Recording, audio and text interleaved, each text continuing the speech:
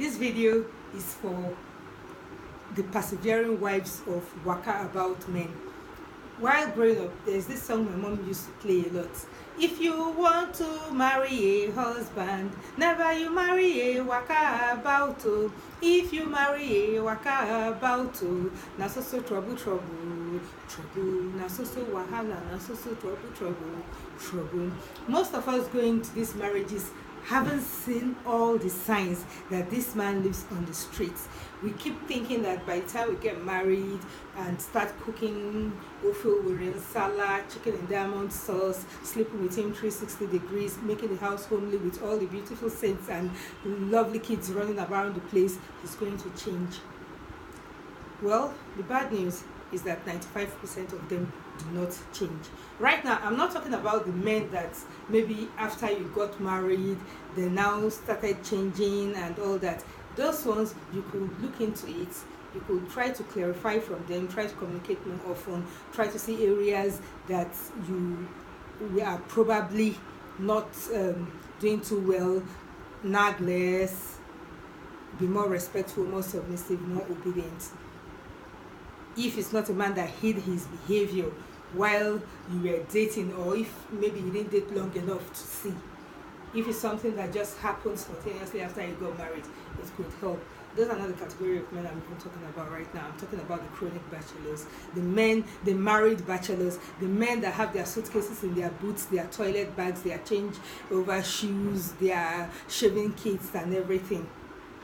Do you know what?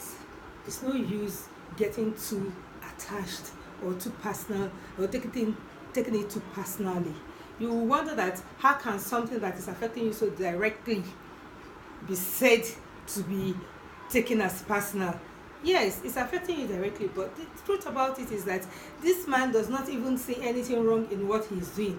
He lives his life on the streets, he's happy on the streets, and you are there in the house crying, killing yourself, not eating, getting sick, getting frustrated, getting irritated, transferring the aggression to your children, becoming toxic to the maids and everybody in the house. You don't need it. The first step to take is to be calm. Be calm. Look inwards. Look for other areas and other things to do to distract you a little bit more. Don't wait for him every night to throw rages, to fight, to nag and all that. It's not going to solve anything.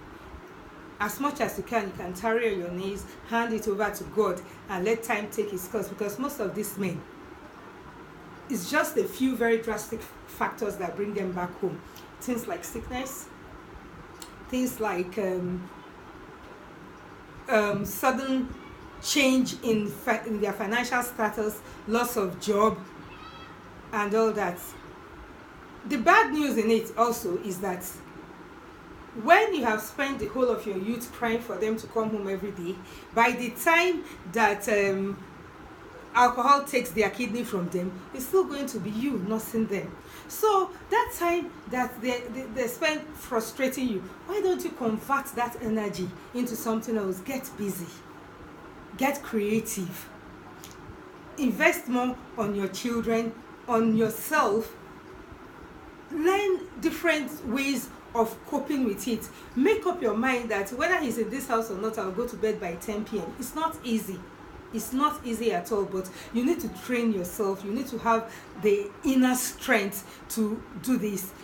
Engage in activities, join support groups, talk to people. Otherwise, you might get depressed.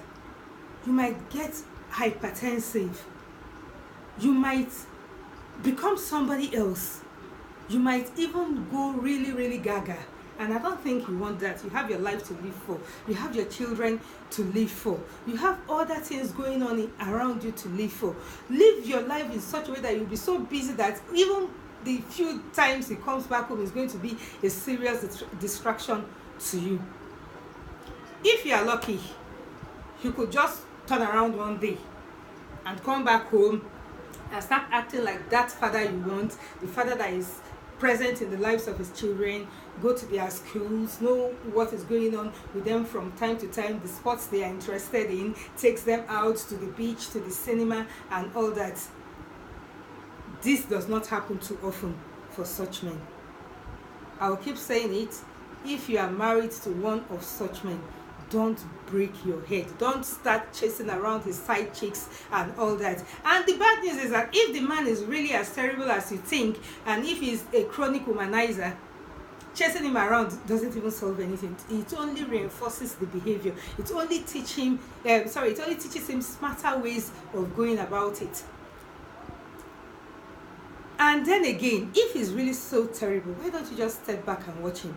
Because you are as good as sleeping with all the women he's sleeping with are sleeping with.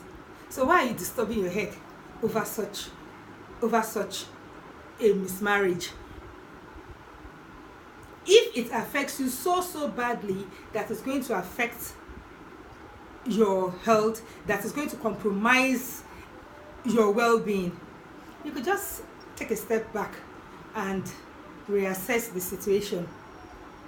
And if you think that the factors that are making you to stay are stronger than the factors that are asking you to go, then stay. It means you have a reason to stay. Don't get violent.